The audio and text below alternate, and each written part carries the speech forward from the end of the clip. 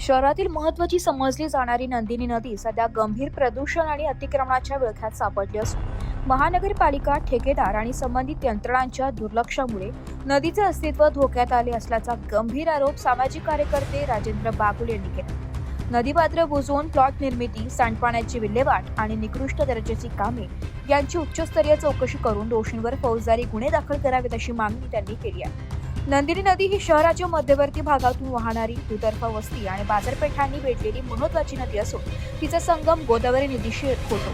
मात्र आज या नदीला गटारीचं स्वरूप प्राप्त झालंय. महानगरपालिका व त्याच्या ठेकेदारांकडून नदी पात्रातील मातीचे उत्खनन करून नदीची रुंदी व खोली कमी केली जात असल्याचा आरोप करण्यात आलाय.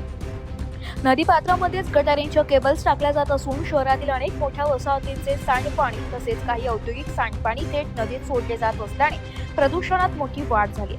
याशिवाय नदीपात्रात उभारण्यात येणाऱ्या गटारींच्या चेंबरचे बांधकाम निकृष्ट दर्जाचे असल्याचा आरोपही करण्यात आला. या संदर्भात अनेक तक्रारी, न्यायालयीन लढाया, प्रदूषण नियंत्रण मंडळाचे निर्देश तसेच सर्वोच्च न्यायालयाचे आदेश असूनही अंमलबजावणी करणाऱ्या यंत्रणा प्रभावी कारवाई करत नसल्याची खंत बागुल यांनी व्यक्त केली आहे. राज्यातील प्रदूषण नियंत्रण मंडळ, जलसंधारण विभाग व विभाग, पुरातत्व विभाग आणि इतर संबंधित यंत्रणा याकडे दुर्लक्ष करत असल्याचा आरोपही यांनी केला. महाराष्ट्र शासन, जिल्हाधिकारी आणि विभागीय आयुक्त यांनी तातडीने हस्तक्षेप करून नंदिनी नदीतील सुरू असलेले काम थांबवावे.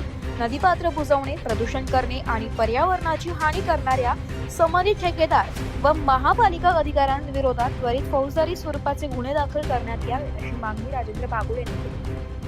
ब्युरो रिपोर्ट, नाशिक लोकशाही न्यूज, नाशिक.